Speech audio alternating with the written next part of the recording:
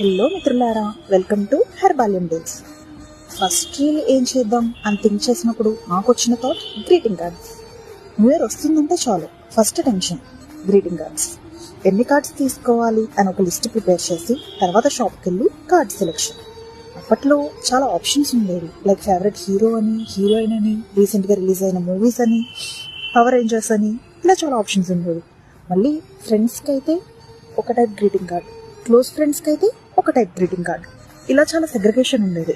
Next day morning head bath చేసి cards పట్టుకుని friends ఇంటికి వెళ్ళి కార్డ్స్ ఇచ్చేసి హ్యాపీ న్యూ ఇయర్ అని చెప్పి వచ్చేసేవాళ్ళం. మళ్ళీ ఈవినింగ్ నీకెన్ని కార్డ్స్ వచ్చాయని కంపేర్ చేసి మన గ్యాంగ్లో మనకి ఎక్కువ కార్డ్స్ వస్తే ప్రౌడ్గా ఫీల్ అయ్యేవాళ్ళం. అప్పట్లో డెడికేషన్ అలా ఉండేది. ఓకే, నెక్స్ట్ రీల్లో ఇంకో మెమరీతో మళ్ళీ కలుద్దాం. Mean while, go comment your favourite memory with greeting cards.